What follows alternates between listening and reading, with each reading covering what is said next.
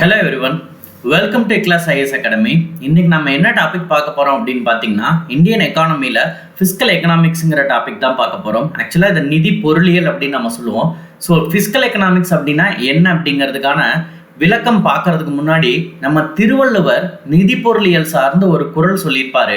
அது என்ன அப்படிங்கிறத நம்ம பார்த்தோம்னா, ஆக்சுவலாக ஃபிஸ்கல் எக்கனாமிக்ஸ்னால் என்ன அப்படிங்கிறது நமக்கு புரிஞ்சிடும். அதாவது ஆகாறு அளவிட்டதாயினும் கேடில்லை, போகாறு அகலா கடை அப்படின்னு ஒரு திருக்குறள் சொல்லுது. இதுல என்ன சொல்ல வர்றாரு அப்படின்னு பாத்தீங்கன்னா, இந்த ஆகாறு போகாறு அப்படிங்கிறதின் மூலமாக நமக்கு சொல்ல வர விஷயம் என்ன அப்படின்னு பாத்தீங்கன்னா, ஆகாறு அளவிட்டதாயினும், அதாவது கேடில்லை, அதாவது பொருட்கள் உள்ளே வருகின்ற வழி குறைவாக இருந்தாலும் அது எந்தவித பாதிப்பையும் கொடுக்காது. ஆனால் பொருட்கள் போகின்ற வழி அகலமாக அல்லது நிறைய இருக்கின்ற பட்சத்தில் அது பாதிப்பை ஏற்படுத்தும். அதுதான் ஆகாறு அளவிட்டதாயினும் கேடில்லை, போகாறு அகலா கடை. இப்ப எக்ஸாம்பிள் சொல்லணும்னா, ஒரு மாதத்திற்கு ஒரு முறை மட்டும்தான் நம்ம ஊதியம் பெறறோம், சரிங்களா? பட் இந்த ஒரு முறை ஊதியம் பெறதை வச்சுதான் ஒரு மாதம் முழுவதுமே நாம என்ன பண்றோம், நம்மளுடைய செயல்பாடுகளை மேற்கொள்றோம். அப்ப ஒரு முறை மட்டும் ஊதியம் குறைவாக வந்தாலும் நமக்கு பிரச்சனை இல்லை. ஆனால் ஒரு மாதம் ஃபுல்லாக நம்ம செலவு பண்ணுறோம். பட் அதற்கான முறையான திட்டமிடுதலை மேற்கொண்டு பொருட்கள் போகின்ற வழியை நாம் என்ன பண்ணக்கூடாது, நிறைய கிரியேட் பண்ணி வச்சிருக்க கூடாது. அப்படி நாம் பண்ணோம் அப்படின்னா அது பாதிப்பை தரும். அப்படிங்கிறது தான் இந்த ஆகாறு அளவிட்டதாயினும், அளவாக வந்தாலும் அது பாதிப்பை ஏற்படுத்தாது. ஆனால் பொருட்கள் போகின்ற வழி அதிகமாக இருந்துவிடக் கூடாது. அவ்வாறு இருந்தால் அது அதிகமான பாதிப்பை ஏற்படுத்தும். ஸோ ஒரு நாட்டினுடைய நிதி நிலைமை அப்படிங்கிறது மக்களை நோக்கி வழங்கப்படக்கூடிய நிதிக்கான உள்ளீடு, அதாவது வரக்கூடிய தொகைகள் குறைவாக இருந்தாலும் பிரச்சனை இல்லை. அரசு அதிக செலவினங்களை என்ன பண்ணக்கூடாது, மேற்கொள்ளக்கூடாது. அவ்வாறு மேற்கொண்டால் அது நாட்டினுடைய பொருளாதாரத்தை பாதிக்கும். அப்படிங்கிறது தான் இந்த நிதி பொருளியல் குறித்து திருவள்ளுவர் சொல்லக்கூடிய கருத்தாக நமக்கு பார்க்கப்படுதுங்க. அப்ப ஒரு நாட்டினுடைய பொருளாதாரம் எவ்வாறெல்லாம் நடைமுறைப்படுத்த வேண்டும், ஒரு நாட்டினுடைய நிதி நிலைமை எவ்வாறு மேம்படுத்தப்பட வேண்டும், அது முறையாக எவ்வாறு திட்டமிட்டு செலவழிக்கப்பட வேண்டும் அப்படிங்கிற எல்லா கருத்துக்களுமே நமக்கு இந்த திருக்குறளின் வாயிலாக தெரியப்படுத்துறார் திருவள்ளுவர் அவர்கள், சரிங்களா? சரி, இப்போ இந்த ஃபிஸ்கல் எக்கனாமிக்ஸ், அதாவது நிதி பொருளியல் அப்படின்னு ஒரு விஷயம் நமக்கு சொல்றோம் இல்லைங்களா? இந்த நிதி பொருளியல்னா என்ன அப்படிங்கிறத நம்ம முதல்ல தெரிஞ்சுக்கணும். நிதி பொருளியல் அப்படின்னா இது ஆக்சுவலா பார்த்தீங்கன்னா புதுசா உருவான ஒரு ஃபீல்டுங்க. ஆக்சுவலா ஓல்டஸ்ட் டேர்ம் ஒன்று நமக்கு இருக்குது. என்ன அப்படின்னு பார்த்தீங்கன்னா பப்ளிக் ஃபைனான்ஸ், அதாவது பொது நிதி அப்படின்னு ஒரு விஷயத்த சொல்லுவாங்க, சரிங்களா? எக்ஸாம்பிள், இப்போ பப்ளிக் டெலிஃபோன் அப்படின்னு நம்ம ஒன்று பார்த்துருப்போம் இல்லைங்களா? பொது தொலைபேசி அப்படிங்கிற மாதிரி பொது நிதி அப்படிங்கிறது ஆக்சுவலாக என்ன அப்படின்னு பார்த்தீங்கன்னா மக்களினுடைய பணம் அப்படின்னு கூட நம்ம இதை புரிஞ்சுக்கலாம், சரிங்களா? ஸோ மக்களின் பணம் அப்படிங்கிற மாதிரி கூட நம்ம சொல்லலாம். ஆக்சுவலாக இந்த பப்ளிக் ஃபைனான்ஸ் அப்படிங்கிற ஒரு விஷயம்தான் பழைய டெர்மினாலஜியில் மிகவும் முக்கியமான ஒரு விஷயமாக இருந்துச்சு. பட் அந்த பப்ளிக் ஃபைனான்ஸ், அந்த பொது நிதி அப்படிங்கிறது தான் இப்போ என்ன ஆயிடுச்சு அப்படின்னு பார்த்தீங்கன்னா புதிய டெர்மினாலஜியாக ஃபிஸ்கல் எக்கனாமிக்ஸ் அப்படின்னு ஒரு பெயராக மாற்றப்பட்டுள்ளது. ஸோ புதிய பதம் நம்ம என்ன பயன்படுத்துகிறோம் அப்படின்னு பார்த்தீங்கன்னா நிதி பொருளியல் அப்படின்னு நம்ம பயன்படுத்துகிறோம். ஸோ பொதுவாகவே இந்த பொது நிதி அப்படிங்கிறது நமக்கு எதை சொல்லுது அப்படின்னு கேட்டிங்கன்னா அரசு நிதி, அதாவது கவர்மெண்ட் ட்ரெஷரி அப்படின்னு நம்ம சொல்லுவோம். ஸோ ஒரு டிபார்ட்மெண்ட் ரன் ஆகுது அப்படின்னா, ஒரு டிஸ்ட்ரிக்ட் கலெக்டரேட்டில் ரன் ஆகுது அப்படிங்கிற பட்சத்தில் அதில் மிக முக்கியமான துறையாக இந்த ட்ரெஷரி தான் நமக்கு சொல்லுவாங்க.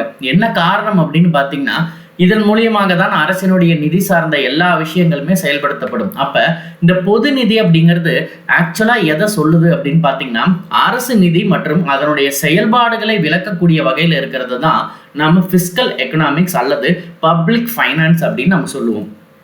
அப்ப பப்ளிக் ஃபைனான்ஸ் அப்படின்னு இருந்தது தான் பின்னால என்னவாக மாறி இருக்குது, ஃபிஸ்கல் எக்கனாமிக்ஸ் அப்படின்னு சொல்லக்கூடிய ஒரு புது டெர்மினாலஜியா நமக்கு மாறி இருக்குதுங்க, சரிங்களா? ஆக்சுவலா இந்த ஃபிஸ்கல் அப்படிங்கிற வார்த்தை ஒரு கிரேக்க மொழியிலிருந்து தான் பெறப்பட்டிருக்கும். கிரேக்க வார்த்தையாக தான் இந்த ஃபிஸ்கல் அப்படிங்கிறது சொல்லப்படுது. இந்த ஃபிஸ்கல் அப்படிங்கிறது எதை குறிக்கும் அப்படின்னு பார்த்தீங்கன்னா பேஸ்கெட்டுங்க, அதாவது கூடை அப்படிங்கிறது தான் பொருளாக சொல்லப்படுது. ஸோ இது பப்ளிக் பர்ஸ், அதாவது இந்த பேஸ்கெட், இந்த ஃபிஸ்கல்ங்கிற வார்த்தை கிரேக்க மொழியில் பார்க்கும் பொழுது இது என்னத்தை மீன் பண்ணும் அப்படின்னு பார்த்தீங்கன்னா பேஸ்கெட்னு சொல்லப்படுது. அது எதை குறிக்கிறது அப்படின்னு பார்த்தீங்கன்னா பப்ளிக் பர்ஸ், அதாவது பொதுவான பை அப்படின்னு தான் சொல்லப்படுது. அப்ப இந்த பொதுங்கிற வார்த்தை வருது அப்படின்னாலே கண்டிப்பா நம்ம இதை என்ன எடுத்துக்கணும் அப்படின்னு பார்த்தீங்கன்னா மக்களுக்கான பணம் அல்லது மக்களினுடைய பணம் அப்படின்னு கூட நம்ம சொல்லலாம். அதாவது ஒரு அரசு செயல்படுதுன்னு வச்சுக்கோங்களேன், அந்த அரசினுடைய தலையாய கடமை என்ன அப்படின்னு பார்த்தீங்கன்னா நாட்டில் வாழக்கூடிய மக்களினுடைய அடிப்படை தேவைகளான உண்ண உணவு, உடுத்த உடை, இருக்க இருப்பிடம் அப்படிங்கிறத ஏற்படுத்தி கொடுக்கறது தான். அது மட்டும் இல்லாம நாட்டில் சமத்துவம் அப்படிங்கிற ஒரு விஷயம் நிலைப்படுத்த வேண்டும் அப்படிங்கிறதும் ஒரு அரசினுடைய கடமையாக கருதப்படுதுங்க. அப்ப மக்களுக்கு எவ்வாறெல்லாம் இந்த அரசு தன்னுடைய செயல்பாடுகளின் மூலமாக மக்களினுடைய இந்த பொருளாதார நிலையை மேம்படுத்தும் அல்லது நாட்டில் வாழக்கூடிய மக்களினுடைய அடிப்படை தேவைகளை பூர்த்தி செய்யும் அப்படின்னு பார்த்தீங்கன்னா இங்கு பயன்படுத்தப்படுவதுதான் நிதி என்ற ஒரு சொல். சரிங்களா? நிதி அப்படின்னா நமக்கு தெரிஞ்சிருக்கும். இப்போ எக்ஸாம்பிள் பார்த்தீங்க அப்படின்னா நாம எல்லாமே கோவிட் பேண்டமிக் டைம்ல கொரோனா நிவாரண நிதி அப்படின்னு ஒரு விஷயத்தை நாம கொடுத்தோம் இல்லைங்களா? அப்ப கொரோனா நிவாரண நிதி அப்படின்னு ஒரு விஷயம், ஒரு பேரிடர் ஏற்படும் பொழுது ஒரு நிதி அப்படிங்கிற ஒரு விஷயத்தின் அடிப்படையில் நீங்க கொடுக்கறது என்ன அப்படின்னு கேட்டீங்கன்னா பணம் தான். சரிங்களா? ஆனா அந்த பணத்திற்கான மதிப்பு வேல்யூ இருக்கும், பணத்திற்கான மதிப்பு குறையாது. ஆனால் அந்த பணம் என்ன ஃபார்ம்ல கொடுக்கப்படுதுன்னு கேட்டிங்கன்னா நிதி என்ற பெயரால் கொடுக்கப்படுகிறது. அப்படின்னா என்ன அர்த்தம், இதன் மூலியமா நம்ம என்ன புரிஞ்சுக்கலாம் அப்படின்னு கேட்டிங்கன்னா நிதி என்ற பெயரில் ஒரு தொகை வழங்கப்பட்டால் அது திரும்ப பெறப்படாது. இப்ப நாம நிதிங்கிற பேர்ல ஒரு அமௌண்ட்டை கொடுத்துட்டோம் அப்படின்னா கண்டிப்பா அதை நம்ம என்ன பண்ண முடியாது, திரும்ப நாம வாங்க முடியாது. இதை இன்னும் சிம்பிளா சொல்லணும் அப்படின்னா கோவிட் பேண்டமிக்காக நம்ம தமிழக முதலமைச்சர் பார்த்தீங்க அப்படின்னா ஒரு 4000 rupees கொடுத்தாரு. என்னது? கொரோனா நிவாரண நிதி மக்களுக்காக எல்லா குடும்ப அட்டைதாரர்களுக்கும் 4000 ரூபாய்ன்னு சொல்லிட்டு ஃபர்ஸ்ட் ஒரு 2000-ம் பிறகு ஒரு 2000-ம் நமக்கு கொடுத்தாங்க இல்லைங்களா? இது கொரோனா நிவாரண நிதின்னு தான் குடும்பத்திற்கு வழங்கப்பட்டது. அப்போ இந்த 2000 ரூபாய் என்ன பெயரால் வழங்கப்பட்டதுன்னா நிதி என்ற பெயரால் தான் வழங்கப்பட்டதே தவிர கொடுக்கப்பட்டது என்னமோ பணம் தான். ஆனா அந்த பணத்திற்கான பெயர் என்னன்னு கேட்டீங்கன்னா நிதி. அப்போ இப்ப கவர்மெண்ட் கொஞ்சம் நஷ்டத்துல போகுதுன்னு வச்சுக்கோங்களேன், உங்களுக்கு நான் 4000 பணம் கொடுத்தேன்ல, நீங்க ஒரு 1000 ரூபாய் எனக்கு கொடுங்க அப்படின்னு சொல்லிட்டு ஸ்டாலினால கேட்க முடியாது, தமிழக முதலமைச்சரால கேட்க முடியாது. ஏன்னா இது என்னவாக வழங்கப்பட்டது அப்படின்னா நிதியாக வழங்கப்பட்டது பணம். சரியா? அப்ப இந்த பணம் நிதி என்ற பெயரை பெற்றுவிட்டால் அதன் மூலியமாக திரும்பவும் அந்த பணத்தை பெற இயலாது. இப்ப நீங்க யோசிச்சு பாருங்க, அரசு ஒரு கவர்மெண்ட் அப்படின்னு பாத்தீங்கன்னா கவர்மெண்ட் மக்களுக்கான நலத்திட்டங்களை உருவாக்கப்படும் பொழுது மக்களுக்கான நலத்திட்டங்களை எவ்வாறு செயல்படுத்துது அப்படின்னு பாத்தீங்கன்னா நிதி என்ற பெயரில் தான் அனௌன்ஸ்மெண்ட் கொடுக்குறாங்க. இப்போ எக்ஸாம்பிள் பட்ஜெட் தாக்கல் செய்யப்படும். சரிங்களா? ஸோ எவ்ரி இயர் February 28 பார்த்தீங்கன்னா நமக்கு லீவ் இயராக வந்துச்சு அப்படின்னா நமக்கு பிரச்சனை இல்லை. பட் அதாவது 28 and 29 ஏதாவது ஒரு நாள் பிப்ரவரியினுடைய கடைசி நாள் பார்த்தீங்க அப்படின்னா பட்ஜெட் தாக்கல், மத்திய பட்ஜெட் அப்படிங்கிறது தாக்கல் பண்ணப்படும். இதில் நம்ம பார்த்தோம்னாலே நமக்கு புரியும். சுகாதாரத்துறைக்கென்று ஒரு 5000 கோடி ரூபாய் ஒதுக்கீடு செய்யப்பட்டுள்ளது. கூட்டுறவுத்துறைக்கென்று ஒரு 2000 கோடி ரூபாய் ஒதுக்கீடு செய்யப்பட்டுள்ளது. என்ன ஒதுக்கீடு செய்யப்பட்டுள்ளது? பணம் தான் நிதி என்ற பெயரில் ஒதுக்கீடு செய்யப்படுகிறது. அப்ப நிதின்னு கவர்மெண்ட் நமக்கு கொடுக்கறதும் கவர்மெண்ட் நிதிங்கிற பேர்ல தான் கொடுக்குது, நாம கவர்மெண்ட்டுக்கு கொடுக்கறதும் நிதிங்கிற பேர்ல தான் கொடுக்குறோம். அப்படின்னா இது திரும்ப வராத ஒரு விஷயம். சரிங்களா? இதை நாம தெளிவா புரிஞ்சுக்கணும். பணமாக தான் நம்ம கொடுக்கிறோம், ஆனா அது நிதி என்ற பெயரில் கொடுக்கப்பட்டால் அது திரும்ப பெறப்படாது. அது அரசு உங்களுக்கு வழங்கினாலும் சரி, நீங்கள் மற்ற நபர்களுக்கோ அல்லது நிறுவனத்திற்கோ அல்லது அரசுக்கோ வழங்கினாலும் இந்த பதம் அப்படியே தான் இருக்கும். சரிங்களா? சோ இதுதான் நிதிக்கான வரையறை அப்படின்னு நம்ம பார்க்கிறோம். அப்ப நிதிங்கிற ஒரு விஷயத்தின் மூலியமாக பெறப்படக்கூடிய எல்லாமே பொதுவான பை அல்லது பப்ளிக் ஃபைனான்ஸ் அல்லது ஃபிஸ்கல் எக்கனாமிக்ஸ் அல்லது ஃபிஸ்கல் அப்படின்னு தான் நம்ம சொல்றோம். சரிங்களா? ஸோ நெக்ஸ்ட் பார்த்தீங்க அப்படின்னா இந்த பப்ளிக் ஃபைனான்ஸ்னா என்னன்னு பார்ப்போம். ஸோ பப்ளிக் இப்போ உங்களுக்கு இந்த டெர்மினாலஜிஸ் கொஞ்சம் புரிஞ்சிருக்கும். ஏன்னா பப்ளிக் ஃபைனான்ஸ் அப்படிங்கிறது கிட்டத்தட்ட நிதி சார்ந்தவை பற்றி படிக்கக்கூடியதாகும். அதாவது யாரினுடைய நிதி அப்படின்னு பார்த்தீங்கன்னா அரசினுடைய நிதிங்க. அப்ப பொது நிதி அப்படிங்கிறது தான் நம்ம பப்ளிக் ஃபைனான்ஸ்னு டேர்ம் பண்றோம். இந்த பப்ளிக் ஃபைனான்ஸ் அப்படிங்கிறது எதை பத்தி சொல்லக்கூடிய கருத்துக்கள் அப்படின்னு பார்த்தீங்கன்னா, financial aspects of the government. அதாவது ஒரு அரசுக்கு எவ்வாறெல்லாம் வருமானம் கிடைக்கும் அல்லது பணம் கிடைக்கும் அப்படின்னு பார்த்தீங்கன்னா, ஃபர்ஸ்ட் விஷயம் நம்மளால் சொல்லப்படுறது வரி அப்படிங்கிற ஒரு விஷயத்தின் மூலமாக தான். அப்ப இந்த வரிங்கிற விஷயம் மக்களுக்கு வரிங்கிற ஒரு விஷயத்திற்கான அடிப்படை வரையறை முதல்ல நம்ம புரிஞ்சுக்கணும். நாம் கஷ்டப்பட்டு கடினமாக உழைத்து அதற்கான தொகையினை கவர்மெண்ட், அதாவது அரசுக்கு நாம இனாமாக கொடுக்கின்ற வகையில் கொடுக்கக்கூடிய ஒரு தொகை தான் பார்த்தீங்கன்னா வரி அப்படின்னு சொல்லப்படுது. அப்ப இந்த பணம் எங்கிருந்து பெறப்படுகிறதுனா மக்களிடமிருந்து தான் பெறப்படுகிறது. ஆனால் திரும்பவும் இந்த பணங்கள் அனைத்தும், அதாவது நீங்க வரியாக கட்டிய பணம் நிதியாக பெயர் மாற்றம் பெற்று திரும்பவும் மக்களையே வந்து அடைகிறது. சரிங்களா? யாருக்கு?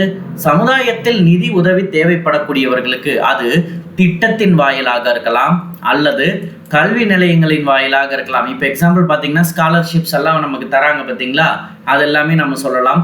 அது மட்டும் இல்லாமல் பணமாக கூட இருக்கலாம் அல்லது வேறு ஏதாவது உடைமைகளை உருவாக்கி தருதல் அப்படிங்கிற மாதிரி பல்வேறு வகைகளில் நாம் மக்கள் வெட்டக்கூடிய வரிப்பணம் அப்படிங்கிறது பல்வேறு பரிணாமங்களை பெற்று மக்களுக்கு தேவைப்படக்கூடிய மக்களுக்கு மாற்றி வழங்கப்படுகிறதுங்க. அப்ப அரசு நம்மிடமிருந்து பெறப்படுவதும் கிட்டத்தட்ட நிதிதான். அந்த பணத்தை திரும்பவும் அரசு என்ன பண்ணுது? மக்களுக்கு கொடுக்குது. அப்ப அரசுக்கு கிடைக்கக்கூடிய பணம் எவ்வாறெல்லாம் கிடைக்கப்படுகிறது, அது எவ்வாறெல்லாம் நடைமுறைப்படுத்தப்படுகிறது அல்லது பயன்படுத்தப்படுகிறது என்பதை பற்றி படிக்கக்கூடியது தான் நம்ம என்ன சொல்ல போறோம்?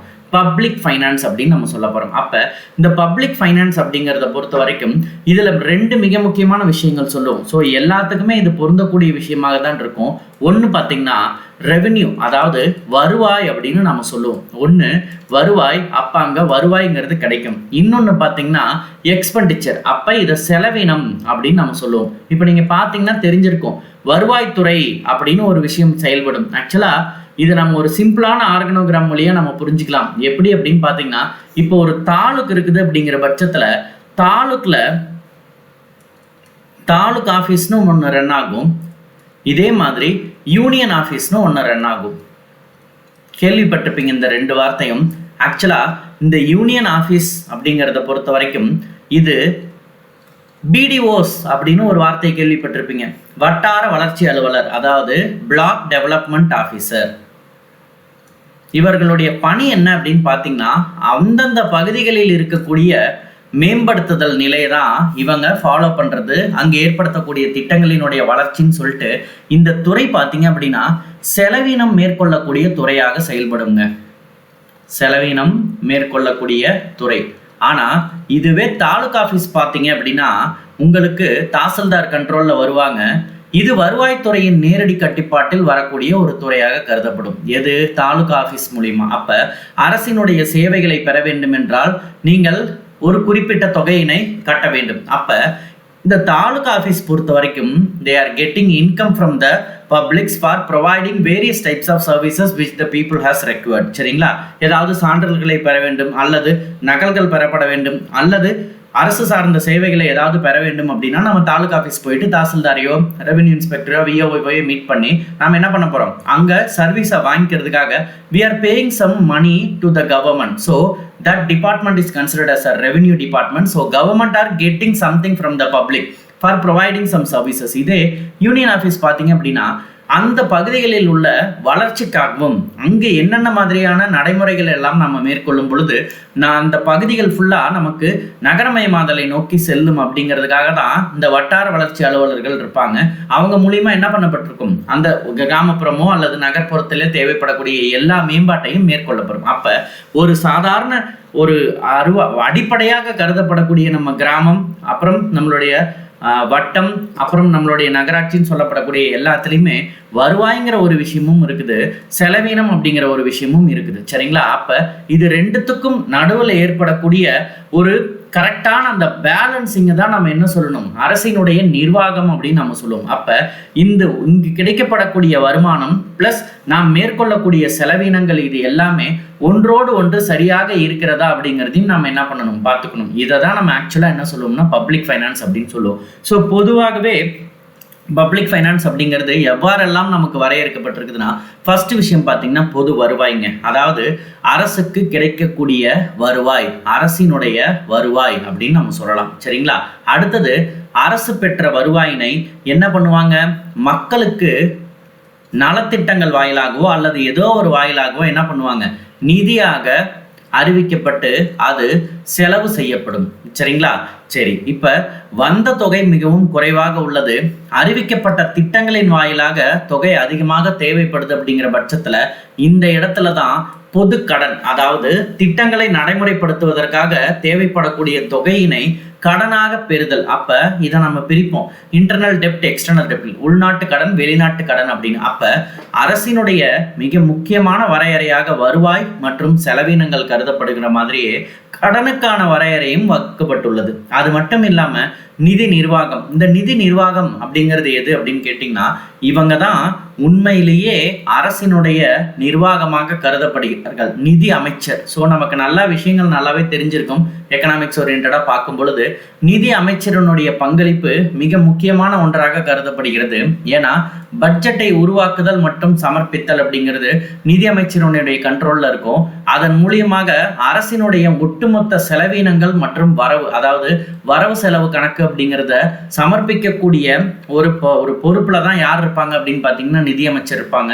ஒவ்வொரு வருடமும் பட்ஜெட் உருவாக்கப்பட்டு அது பாராளுமன்றத்திலோ அல்லது சட்டமன்றத்திலோ சமர்ப்பிக்கப்படும். மத்திய பட்ஜெட் பாராளுமன்றத்தில் சமர்ப்பிக்கப்படும், மாநில பட்ஜெட் சட்டமன்றத்தில் சமர்ப்பிக்கப்படும். அப்ப இதன் மூலியமாக தான் அந்த மாநிலமோ நாடோ எவ்வளவு ரூபாயினை நமக்கு வரவாக பெற்றுள்ளது, எவ்வளவு தொகையினை செலவாக மேற்கொண்டுள்ளது, அதற்கான கணக்கிலிருந்து எல்லா விஷயங்களையுமே கம்பல்சரி ஃபாலோ பண்ணக்கூடிய ஒரு துறையாக தான் நிதித்துறை அப்படிங்கிறது இருக்கும். இவங்க தான் யார் அப்படின்னு கேட்டிங்கன்னா, அந்த ஒட்டுமொத்த நிர்வாகத்தையும் நிதி சார்ந்த அனைத்து நிர்வாகத்தையும் மேற்கொள்ளக்கூடிய ஒரு அமைப்பாக கருதப்படுகிறார்கள். இதெல்லாம் நிதி அமைச்சகம் அப்படின்னு நம்ம சொல்லுவோம் இல்லைங்களா?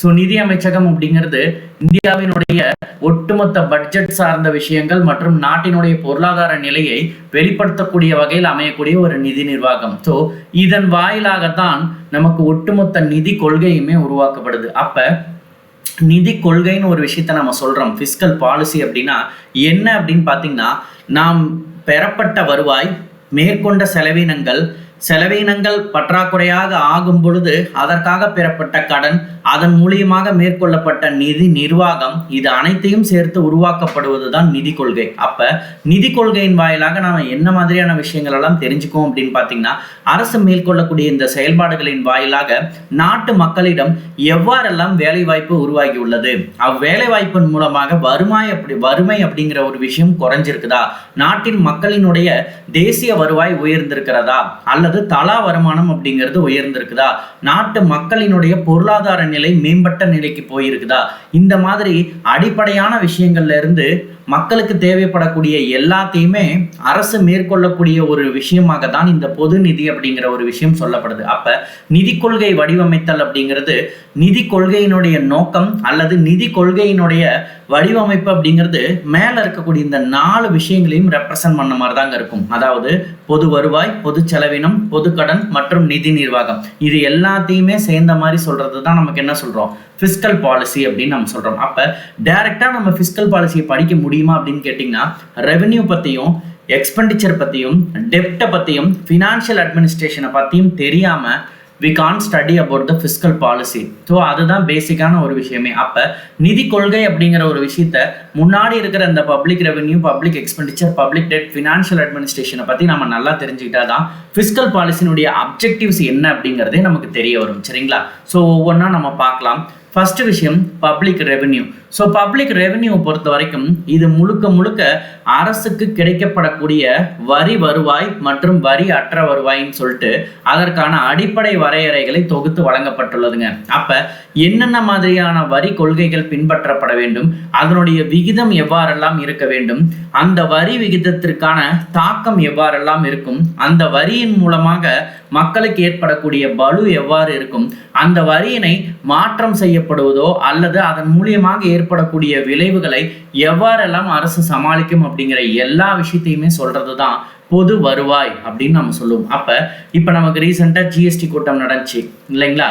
ஸோ ஜிஎஸ்டின்னு பார்க்கும் பொழுது நமக்கு 1 ஜூலை நம்ம பின்னாடி பார்ப்போம். ஜூலை அதாவது ஜிஎஸ்டி பற்றி பார்க்கும்பொழுது நமக்கு தெரியும் 2017 தான் ஜிஎஸ்டிங்கிறது நடைமுறை ஆனிச்சுன்னு நம்ம பார்ப்போம். 1 ஜூலை 2017 நடைமுறைக்கு வந்துருச்சு. அப்போது ஜூலை மந்த் நமக்கு என்ன இருக்கும், நமக்கு ஜிஎஸ்டி கவுன்சில் கூட்டம் நடந்திருக்கும். என்ன பண்ணாங்க அப்படின்னு பார்த்தீங்கன்னா, இவங்க அந்த ஸ்லாப் ரேட்ஸை மாற்றிக்கிட்டே இருப்பாங்க. அப்படின்னா ஒவ்வொரு பொருட்களுக்குமான வரி விகிதம் அப்படிங்கிறது அதனுக்கு கொடுக்கப்பட்ட வரையறை தாண்டி சில பொருட்களுக்கு வரி கூட்டப்படும், சில பொருட்களுக்கு வரி குறைக்கப்படும். சரிங்களா? அப்ப இதை நடைமுறைப்படுத்துவது அல்லது அதற்கான நடவடிக்கைகளை மேற்கொள்வது யாராக இருக்கும் அப்படின்னு பார்த்தீங்கன்னா அந்த நிதியமைச்சகம் தான். அப்ப அவங்க தான் இந்த நிதிக்கான அனைத்து விதமான நிர்வாகம் சார்ந்த நடவடிக்கைகளையும் மேற்கொள்ளக்கூடிய நபர். அப்ப அவர்கள் உருவாக்கப்படக்கூடிய வரி, அந்த வரியின் மூலமாக கிடைக்கப்படக்கூடிய வருமானம். ஸோ பொதுவாகவே வருவாய் அப்படின்னு ஒரு விஷயத்தை எடுத்தீங்க அப்படின்னா இது இரண்டாக பிரிக்கப்படும். ஒன்று வரி வருவாய்னு நம்ம சொல்லுவோம். எக்ஸாம்பிள் பார்த்தீங்க அப்படின்னா நாம கட்டக்கூடிய இன்கம் டேக்ஸு, ப்ரொஃபஷனல் டேக்ஸ்ன்னு சொல்லிட்டு நிறைய டைப் ஆஃப் டேக்ஸஸ் நம்ம பே பண்ணிட்டு இருப்போம். இதெல்லாம் கம்பல்சரி பேமெண்ட்டாக நம்ம சொல்லுவோம். இதெல்லாம் வரி வருவாய்ன்னு நம்ம சொல்லிடுவோம். அப்போ இது கம்பல்சரி என்னதான் பண்ணி ஆகணும், நம்ம பே பண்ணி தான் ஆகணும். இதுவே இன்னொரு கேட்டகரி இருக்குது. இது என்ன அப்படின்னு கேட்டிங்கன்னா நான் டேக்ஸ் ரெவென்யூ. அது என்னங்க நான் டேக்ஸ் ரெவென்யூ அப்படின்னா வரி அற்ற வருவாய் அப்படின்னு நம்ம சொல்லுவோம். அது என்ன வரி அற்ற வருவாய் அப்படின்னு கேட்டிங்கன்னா இதை செலுத்தியே ஆக வேண்டும் என்ற கட்டாயம்லாம் கிடையாது. ஆனால் எப்போதெல்லாம் நாம் சில அரசு சேவைகளை பயன்படுத்துகிறோமோ அல்லது அரசு சார்ந்து வழங்கப்பட்ட சட்டங்கள் விதிமீறப்படுகிறதோ, violation of the traffic rules and other some cases எல்லாம் பார்க்கும் பொழுது சில இடத்துல ஃபைன் கலெக்ட் பண்ணுறது, அல்லது you are going to utilize some services அப்படின்னா you have to pay some money. இப்போ எக்ஸாம்பிள் பார்த்தீங்கன்னா நம்ம சில எக்ஸாமினேஷன்ஸ்க்கு அப்ளை பண்ண போகிறோம் அப்படின்னா அங்கே நம்ம கட்டக்கூடிய இதெல்லாமே பார்த்தீங்க அப்படின்னா non tax. If you are going to use something you have to pay some amount. அதுதான் பார்த்தீங்கன்னா non tax revenue. It is not a compulsory one, but you have to pay tax. It is a compulsory one. அப்ப இந்த மாதிரியான வரையறைகளின் வாயிலாக எவ்வாறெல்லாம் ஒரு வரி அப்படிங்கிறதுக்கான அடிப்படை விஷயங்கள் உருவாக்கப்படுகிறது, எவ்வளோ பெர்சன்டேஜ் நம்ம வைக்கலாம், நம்ம வைக்கக்கூடிய பெர்சன்டேஜ் பார்த்தீங்க அப்படின்னா மக்களால் செலுத்த முடியுமா அப்படிங்கிற விஷயம் எல்லாத்தையுமே நம்ம பார்ப்போம். அதாவது இந்த வரி அப்படிங்கிற ஒரு விஷயத்திற்கான அடிப்படை வரையறை நமக்கு ரொம்ப முக்கியமானது. ஸோ இது எல்லாமே நமக்கு முன்னாடியே சொன்ன மாதிரி ஆடம் ஸ்மித், ஃபாதர் ஆஃப் எக்கனாமிக்ஸ்ன்னு சொல்லுவோம் இல்லைங்களா, அவரால் வரிக்கான அடிப்படை வரையறைகள் எல்லாமே வரையறுக்கப்பட்டிருக்கும். நம்ம பின்னாடி பார்க்கும்பொழுது அது புரியும். ஸோ அப்போ ஒரு வரிங்கிற ஒரு விஷயத்தின் வாயிலாக அவர்கள் உருவாக்கப்படக்கூடிய வரியினுடைய தன்மை, வரிக்கான கொள்கைகள், வரிக்கான விகிதம், அதை மக்கள் எவ்வாறெல்லாம் செலுத்துவார்கள், அதன் மூலியமாக என்ன மாதிரியான தாக்கம் ஏற்படலாம், அதை எவ்வாறு சரி செய்ய வேண்டும்ங்கிற எல்லா விஷயத்தையும் சார்ந்ததாக இருக்கிறது தான் பப்ளிக் ரெவென்யூ, பொது வருவாய் அப்படின்னு நம்ம சொல்லுவோம். சரிங்களா? நெக்ஸ்ட் பார்த்தீங்கன்னா பொது செலவுங்க. அதாவது அரசு பார்த்தீங்க அப்படின்னா அடிப்படையாகவே அவங்க மேற்கொள்ளக்கூடிய ஒரு விஷயம் அப்படின்னு பார்த்தீங்கன்னா இந்த பொது செலவு. ஸோ இந்த பொது செலவை கட்டுப்படுத்த வேண்டும் அப்படிங்கிறது தான் அரசினுடைய மிக முக்கியமான நோக்கமாக இருக்குங்க. இது எப்படி சார் கட்டுப்படுத்த முடியும் அப்படின்னு கேட்டிங்கன்னா ரொம்ப சிம்பிளான ஒரு லைவ் எக்ஸாம்பிள் பார்க்கலாம். இப்போ எக்ஸாம்பிள் பார்த்தீங்க அப்படின்னா மகாத்மா காந்தி தேசிய ஊரக வேலைவாய்ப்பு திட்டம் அப்படின்னு ஒன்று ரன் ஆகிட்டு இருக்குது இல்லைங்களா? Mahatma Gandhi national rural employment scheme அல்லது எம்ப்ளாய்மெண்ட் கேரண்டி ஆக்ட் அப்படின்னு நம்ம சொல்லுவோம். இதன் மூலமாக என்ன பண்ணப்படுது, 100 நாட்கள் வேலைவாய்ப்பு திட்டம் அப்படிங்கிறது கிராமப்புறங்களை நோக்கி உருவாக்கப்பட்டு வருதுங்க. சரிங்களா? அப்போ எந்த இடத்தில் இது உருவாக்கப்பட்டு நடைமுறைப்படுத்தப்படுது, கிராமங்களில் தான் நடைமுறைப்படுத்தப்படுது. ஏன்னா இந்த திட்டத்தினுடைய நோக்கமே என்ன அப்படின்னு பார்த்தீங்கன்னா கிராமப்புற மேம்பாட்டு திட்டம் அப்படின்னு நம்ம சொல்லுவோம். அப்போ இது ஒரு வட்டம் அளவில் நமக்கு செயல்படுமா அப்படின்னு கேட்டிங்கன்னா கிடையாது. ஒரு நகராட்சி அளவில் செயல்படுமா அப்படின்னு கேட்டிங்கன்னா செயல்படாது. அப்போ பேரூராட்சி அளவில் செயல்படுமா அப்படின்னு கேட்டிங்கன்னா ஒருவேளை அது எல்லை பகுதியை சார்ந்து வர மாதிரி இருந்துச்சுன்னா வாய்ப்புகள் இருக்குது. ஆனால் முழுக்க முழுக்க இது கிராமங்களை, வருவாய் கிராமம் அப்படின்னு சொல்லுவோம் பார்த்தீங்களா, அந்த கிராமங்கள் தான் அடிப்படையான ஒரு அழகாக கருதப்படுகிறது நாட்டினுடைய பொருளாதாரம் அல்லது நிர்வாகம் சார்ந்து பார்க்கும் பொழுது. கிராமத்துக்கு மேலே தான் பார்த்தீங்க அப்படின்னா நமக்கு பேரூராட்சி அப்படிங்கிறது வரும். பேரூராட்சிக்கு அடுத்தது தான் பார்த்தீங்கன்னா நமக்கு வட்டம் அப்படிங்கிறது வரும். வட்டத்துக்கு மேலே தான் நமக்கு நகராட்சி அப்படிங்கிறது வரும் இல்லைங்களா? இதற்கு மேலே தான் மாவட்டம் அப்படிங்கிற ஒரு விஷயம் நமக்கு வரும் இல்லைங்களா? அப்போ கிராமத்தை நோக்கி மட்டும்தான் இந்த திட்டம் நடைமுறைப்படுத்தப்படுது அப்படின்னா, இப்போ எக்ஸாம்பிள் ஒரு 5000 கிராமம் இருக்குதுன்னு வச்சுக்கோங்களேன். இந்த 5000 கிராமத்திற்கும் தமிழ்நாட்டில் 100 நாள் வேலைவாய்ப்பு திட்டம் நடைமுறைப்படுத்தப்பட்டு அங்கு இருக்கக்கூடிய கிராம மக்களுக்கு குடும்பத்தில் ஒரு நபருக்கு தினமும் 300 நாட்கள் கணக்கு வச்சு வேலைவாய்ப்பு கொடுக்கும் பொழுது அவர்களுடைய வாழ்வாதாரத்தை மேம்படுத்தப்படுது. அப்ப ஒருவேளை அந்த இடத்தில் வாழக்கூடிய மக்களினுடைய வரி செலுத்தும் நிலை உயர்ந்து அவர்களுடைய வாழ்வாதாரம் மேம்பட்ட நிலைக்கு போகும் பொழுது கிராமமாக இருந்த ஒரு பகுதி பேரூராட்சியாக மாற்றப்படும். அப்ப இந்த திட்டம் அதுக்கு மேல அந்த இடத்துக்கு அப்ளிகபிள் ஆகுமான்னு கேட்டீங்கன்னா அப்ளிகபிள் ஆகாது. ஏன்னா அது அடுத்த நிலைக்கு சென்று விட்டது. அப்ப அங்க வாழக்கூடிய மக்களினுடைய தரம் உயர்ந்து விட்டது. அப்ப ஆட்டோமேட்டிக்காக என்னாகும், இதனுடைய தரம் உயர்த்தப்படுது அப்படின்னா, நீங்க தரம் உயர்த்தப்படுது அப்படின்னா நீங்க தவறா நினைச்சுக்க கூடாது. ஏன்னா நமக்கு டெவலப்மெண்ட் நம்ம ஆகிறோம், நமக்கு கவர்மெண்ட் என்னமோ பண்ண ட்ரை பண்ணுதுன்னு கிடையவே கிடையாது. டாக்ஸஸ் நீங்க அதிகமா பே பண்றீங்க அப்படிங்கிற பட்சத்துல உங்களுடைய ஏரியா ஆஃப் டெவலப்மெண்ட் அண்ட் உங்களுடைய தனி மனித நீங்க வாழக்கூடிய நிலை அப்படிங்கிறத பார்த்து என்ன பண்ணிடுவாங்க, தரம் உயர்த்துதல் அப்படிங்கிறது நடைபெறும். அப்ப கிராமமாக இருக்கக்கூடிய ஒரு விஷயம் நகரமாக மாற்றப்படும் பொழுது அங்கு செயல்பட்டு வந்த கிராமப்புற திட்டங்கள் அப்படிங்கிறது முழுவதுமாக நிறுத்தப்படும். அப்ப இப்படிதான் அரசு என்ன பண்ணும், தன்னுடைய பொது செலவை கட்டுப்படுத்த ட்ரை பண்ணும். இதனாலதான் நெஹ்ரு அப்பவே பாத்தீங்கன்னா அர்பனைசேஷன்ங்கிற ஒரு விஷயத்தை ரெப்ரசன்ட் பண்ணியிருப்பாரு, நகரமயமாதல் மற்றும் தொழில்மயமாதல் அப்படின்ட்டு. அப்ப அரசினுடைய செலவு முழுவதுமாக கட்டுப்படுத்துதல் அப்படிங்கிறது தான் நமக்கு பொது செலவில் மேற்கொள்ளக்கூடிய மிக முக்கியமான விஷயம். இதை தானே நம்ம திருக்குறள்ல பார்த்தோம், ஆகார அளவிட்டது ஆயினும் கேடில்லை போகாறு அகலா கடை. பொருட்கள் வருகின்ற வழி குறைவாக இருந்தாலும் அதனால் பெரிய பாதிப்புகள் கிடையாது, ஆனால் பொருட்கள் வெளியில் போகக்கூடிய வழிமுறைகள் அதிகமாக இருக்கக்கூடாது. அப்போ ஒரு அரசு நலத்திட்ட உதவிகளின் மூலமாக மக்களினுடைய நிலையை உயர்த்துவதற்காக தான் திட்டங்கள் வகுக்கப்படுகிறது. ஆனால் அது அதிக செலவினங்களையும் அதை கட்டுப்படுத்துவதற்கான வழிமுறைகளையும் பின்பற்றப்பட வேண்டும் அப்படிங்கிறது தான் பொது செலவுக்கான வரையறைங்க. நெக்ஸ்ட் பார்த்தீங்க அப்படின்னா பொதுக்கடன். பொதுக்கடனை பொறுத்த வரைக்கும் நான் முதல்ல சொன்ன மாதிரி இது உள்நாட்டுக்குள்ளேயும் பெறப்படுகிறது, சில தருணங்களில் வெளிநாடுகளில் இருந்தும் பெறப்படுகிறதுங்க. சரிங்களா? ஸோ இந்த பொதுக்கடன்களினுடைய சுமை, அதனால் ஏற்படக்கூடிய விளைவுகள், அதை திரும்ப செலுத்துவதற்கான வழிமுறைகளை எல்லாத்தையும் யோசிச்சுட்டு தான் நாம கடன் அப்படிங்கிற ஒரு விஷயத்த வாங்கணும். இப்போ எக்ஸாம்பிள் பார்த்தீங்கன்னா கவர்மெண்ட் சேஞ்ச் ஆகும் பொழுது அந்த ஃபார்ம் பண்ண கவர்மெண்ட் சொல்லக்கூடிய முதல் விஷயம் என்ன அப்படின்னு பார்த்தீங்கன்னா, முன்னாடி இருந்த அரசு நமக்கு நிறைய கடன் சுமையை ஏற்றி விட்டு போயிட்டாங்க அப்படிம்பாங்க. அப்படின்னா அவங்களுக்கு அந்த கடன் எதுக்காக பெறப்பட்டது, மக்களினுடைய தேவைகளை மேற்கொள்வதற்காக, செலவினங்கள் மேற்கொள்வதற்காக தான் கடன் பெறப்பட்டிருக்கும். அப்ப பெறப்பட்ட கடன் குறிப்பிட்ட காலத்துல என்ன பண்ணியிருக்கணும், திரும்ப செலுத்தப்பட்டிருக்க வேண்டும். அதற்கான வருவாய் உருவாக்குதலை நிதி அமைச்சகம் மேற்கொண்டிருக்க வேண்டும். அப்படி செய்தால் மட்டும்தான் கடன் நமக்கு அடைக்கப்படும். அப்ப நம்ம ஒரு கடனை பெறுகின்றோம் அப்படிங்கிற பட்சத்துல அது உள்நாட்டில் பெறப்பட்டாலும் சரி, வெளிநாட்டில் பெறப்பட்டாலும் சரி, அதை செலுத்துவதற்கான வழிமுறைகளை உருவாக்கிவிட்டு அதன் மூலியமாக ஏற்படக்கூடிய கடன் சுமையை சமாளிப்பதற்காகவும் அதை முழுவதுமாக பயன்படுத்தும் வகையில் தான் என்ன பண்ணப்பட வேண்டும், ஒரு கடன் அப்படிங்கிறது பெறப்பட வேண்டும். சரிங்களா? இது எல்லாத்த பத்தியும் படிக்கிறது தாங்க பப்ளிக் டெப்ட்.